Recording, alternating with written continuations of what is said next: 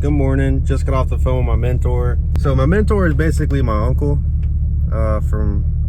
To give a further explain on who he is, and I'm gonna ask him later if he can explain, and let me film him. He doesn't know anything about the YouTube channel, but I mean, I guess I could tell him. Anyways, we talked, and he's gonna bring the new queen, but he's gonna help me take the queen that's out now, so the hive is gonna be queenless for a full day, and then I'm gonna introduce the queen that he has, the new baby queen, to them, so that they accept her, because they realize that they're without a queen.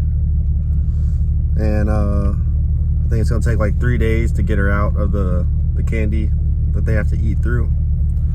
So yeah, it's interesting stuff, and I just can't wait to take y'all along and show you how you get rid of an existing queen and put a new, younger queen in the hive. So we'll see how that goes, and see how they accept her, and see how their temperament changes, and see if they produce a lot more. There's a lot that goes into it. So that'll be later this afternoon. It's Mother's Day. Happy Mother's Day to all the mothers out there. We're about to go to church. Yeah, we need to get going soon, so wanted the phone cut out, but yep, we're about to go to church, and yeah, I will meet up with y'all this afternoon, and we'll get into the hive, and we'll learn together. Gonna learn together. Have a wonderful Sunday. God bless, and I will see you later. So right here is the new queen. You can tell she has a little green dot on her head, with her friends from the hive that my mentor gave her to me from. And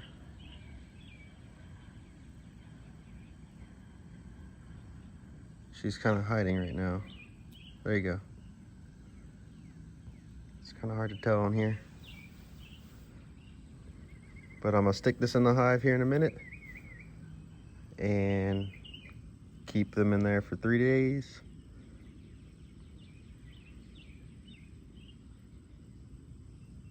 We'll go from there.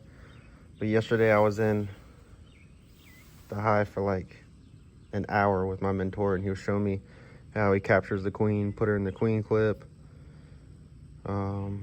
Just different things about going through the hive together. It was a lot to learn. Look at this one right here, just listening, right here on the right. But yeah, it's going in there today.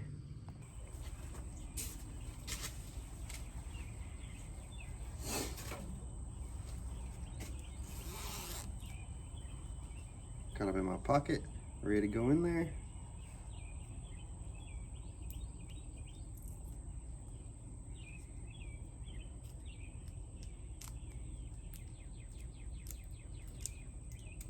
Take some of the candy wrapper off.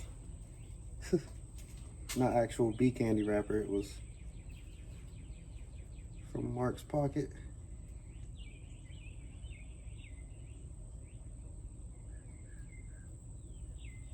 Yeah.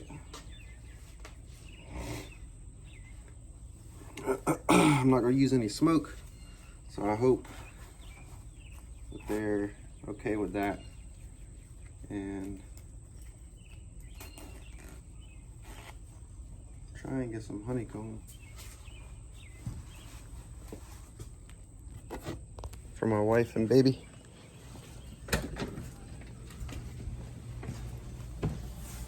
I'm about to go in there. Huh? I will.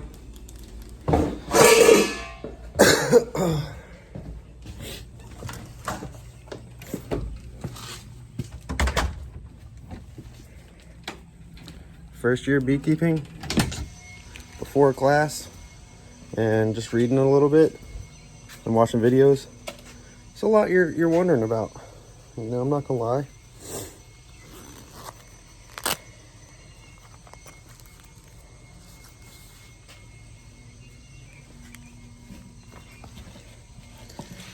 right, I'm gonna switch it over and go and head out there.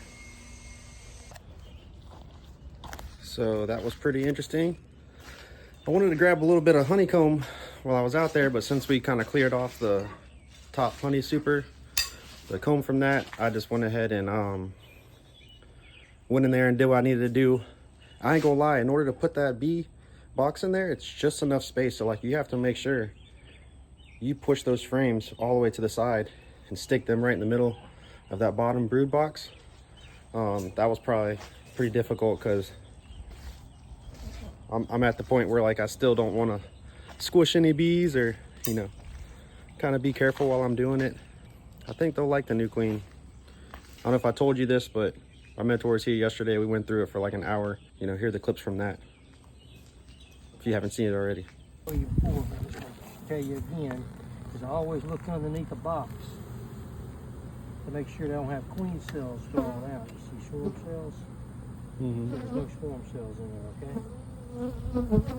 So these bees seem fairly calm, you see. So what I'm going to do is I'm going to go ahead and lay this down. Up here, see, the queen's been laying in the top, because if she's up here, we got to get her out. We got to find her anyway, but so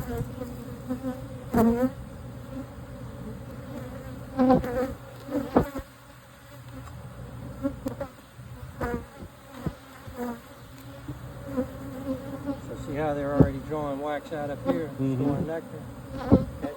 Also, we started a little bit of bird comb. Okay, sometimes we'll do that when there's two pieces of foundation in between, you see.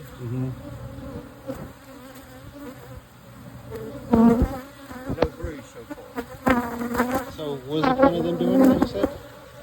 Sometimes they do it. Sometimes I think it's genetic. It's just not all bees do a great job in drawing wax, okay? Sometimes in the bottom they do it because they want to put drone cells in there, you see?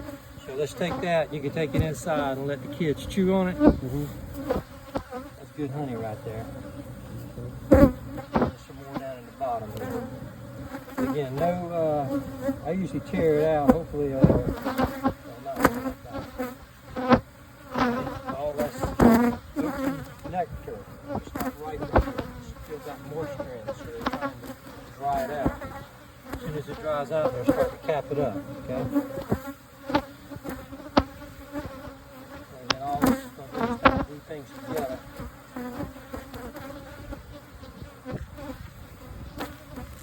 So I tend to take it out. Yeah, I was starting to see that on that middle box last time I went through it. Some bees do it, some don't. Just So, kind of.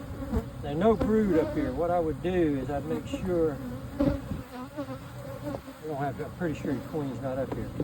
Push all these frames close together. Okay. Everything's tight together. Okay? Tight in the middle, leave the more gaps on the side. Take all these gaps here out. You know? Just make sure there's no gaps like that right there. Okay. Keep everything tight together. Yep. So now that this has got foundation stuff drawn in it, they'll go above that queen excluder and continue to work it, okay? You can just lay it on the ground if you want. So I'm gonna do the same thing here. I'm gonna look underneath it just to see if there's any swarm cells made. Now see, somehow I see it's stuck. So if I run my hive tool under there, I can find that there's bird comb up in there. There's a lot of bird comb.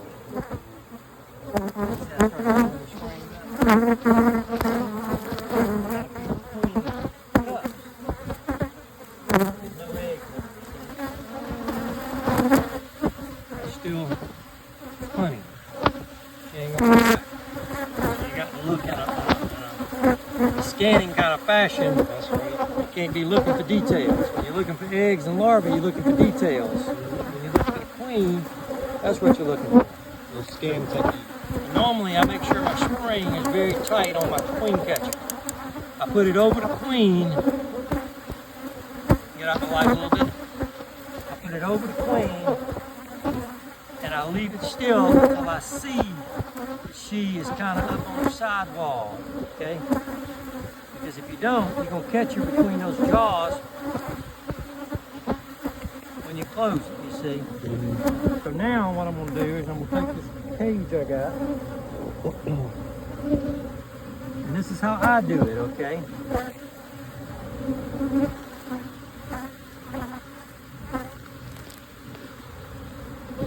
Other people do it differently.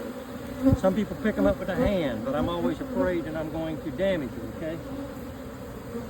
So I catch the queen in the cage, and then I put it just like that right there, put the cage opening up to it, and then I open this slightly, and I blow on it, so I see that queen walk out into that cage.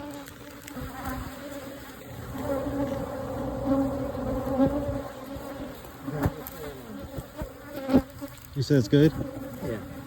So she's trying to get out now, but when I see her turn around, it's because the pheromones that they need for the bees to, you see how they cluster on that cage? All that's because of the queen's pheromones. Early on, they're not very strong. So now the queen can't come up through here, you see.